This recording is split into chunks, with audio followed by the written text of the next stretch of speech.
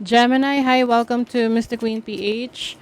At ito ang inyong part 2 ng reading for January 2026 focused on your money, career, finances. Ayan, so this is a general reading.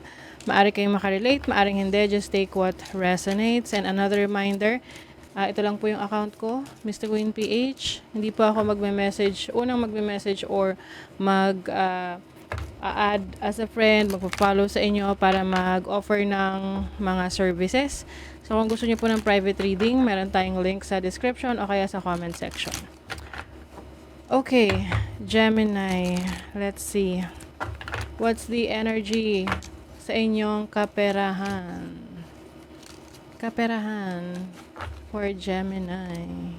Spiritual career. Oh, yung iba sa inyo, you are meant to be a spiritual person na merong maaaring ayan yung calling ninyo, no? Oo, can be a tarot reader or astrologer, healer, ganyan.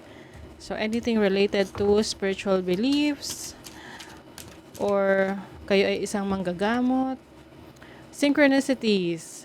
So ngayong January, you will see synchronicities na kumbaga may mga mga repeating numbers or mga alignment, no, na magaganap na marirealize mo na ito pala yung path na dapat kong tahakin. Para dito pala ako, yung ganon. Especially kung kayo ay nag-iisip, no, kung ano ba, may tatahakin ba kayong spiritual career? Kasi ito na talaga yon. Oo, ito ay sign na para sa inyo na sumubok. Na malay nyo, no, yun talaga yung inyong gifts. Yung iba naman, this is music.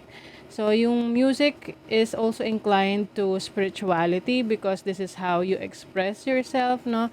Maaring kayo rin ay merong gifts of healing.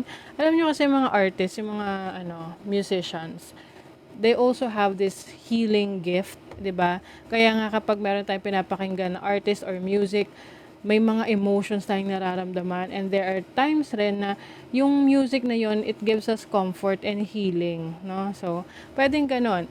Yung pagiging spiritual ninyo is related sa inyong arts, sa inyong pagiging malikhain, no, sa creative talents and skills ninyo. Let's see what else. Some of you, meron kayong mga synchronicities na marireceive through music.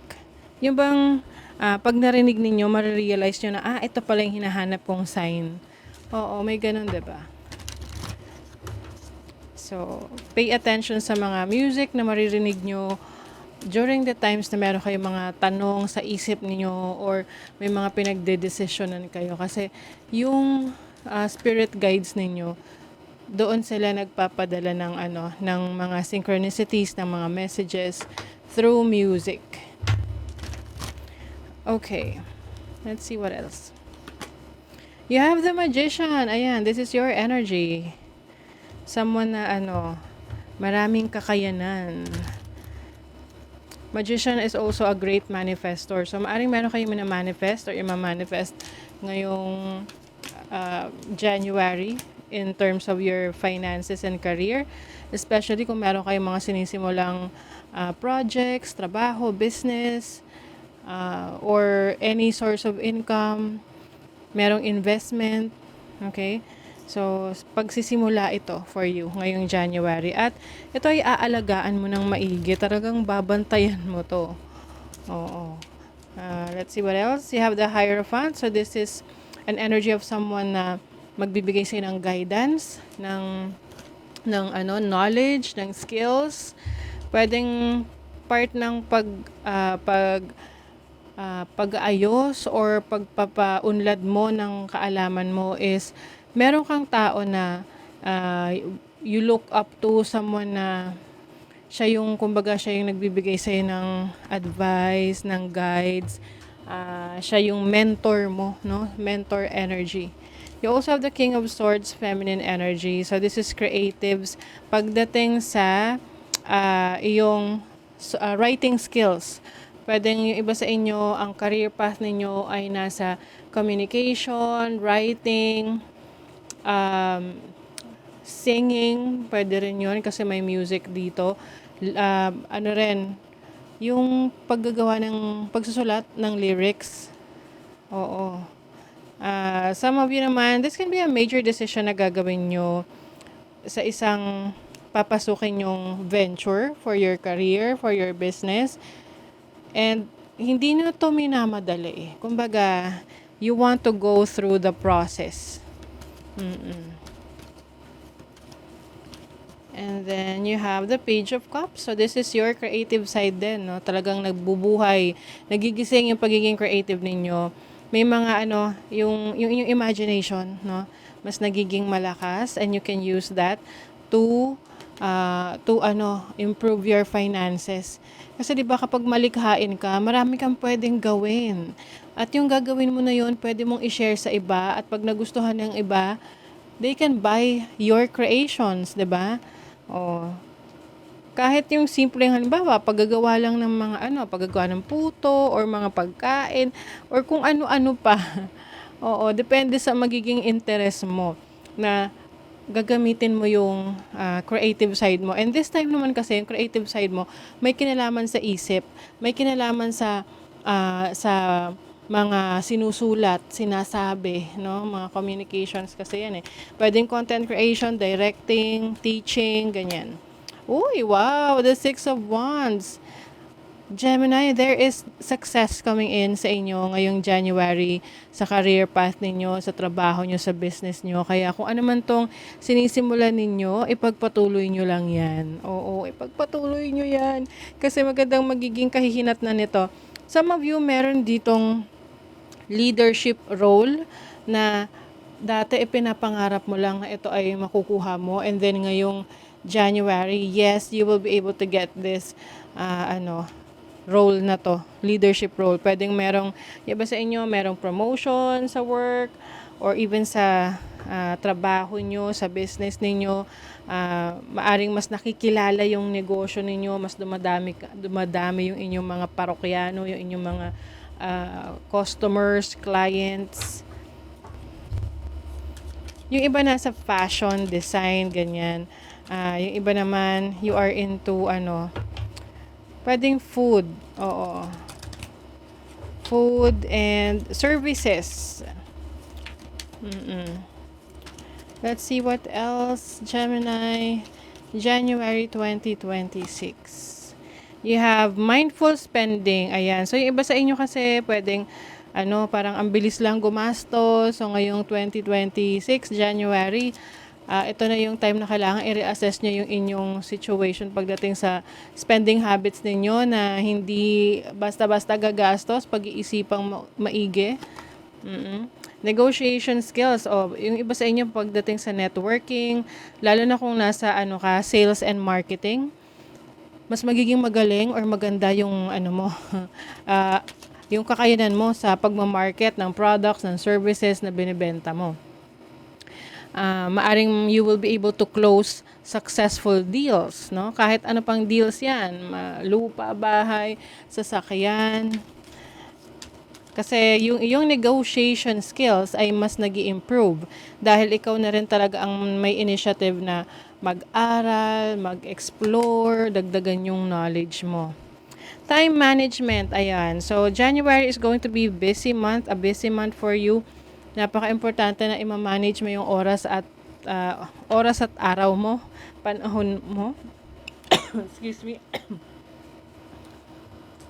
Oras, panahon. Ano ba yun? Bakit ako inububigla? Para magawa mo lahat ng kailangan mong gawin. Very busy. Marami kang kakausapin eh. Marami kang ka-transaction.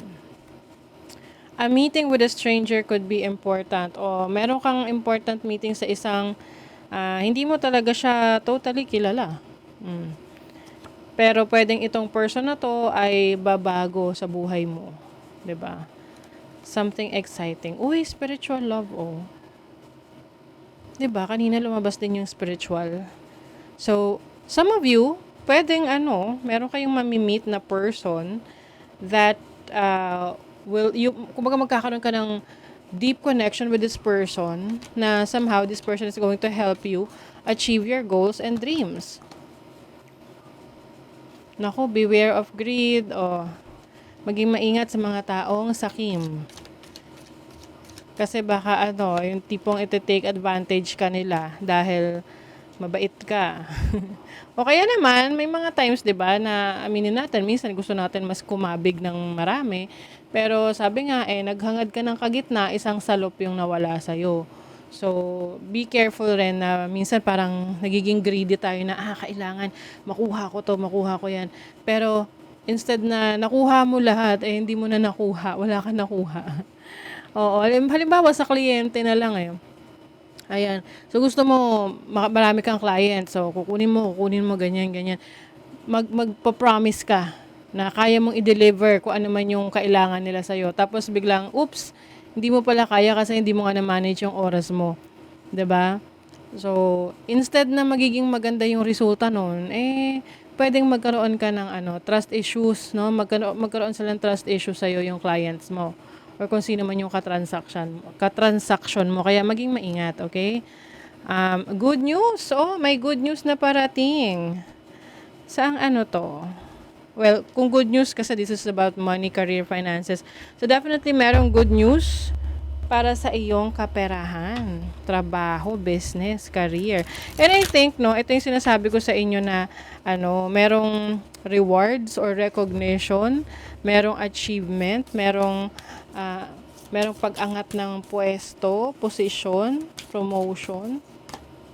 The past, merong moon memories. Meron kang babalikan from the past na hindi mo nabigyan ng focus or attention before. Parang kumbaga ngayon bibigyan mo ng closure, no? Accept help. So, syempre kapag ikaw ay pag may mga times na hindi mo na kaya ang iyong trabaho or kailangan mong gawin, hingi ka ng tulong, no? Ganun naman meron tutulong yan sa'yo. Change your tune. Oh, yung iba sa inyo, pwedeng merong pagbabago sa direksyon na tatahakin ninyo. Maaring dahil na rin to doon sa mga na-discover nyo sa sarili nyo about pwedeng itong good news na to, ito hinihintay nyo, tapos biglang ito pala yung dahilan para magbabago yung plano nyo kasi nga hindi nyo akalain na good news pala siya. Face your fears. 'Di ba? So you are going to be more confident na harapin ang iba't ibang hamon ng buhay for you sa career mo, sa trabaho mo, or sa finances. So that is your reading, Gemini. Thank you so much. See you again.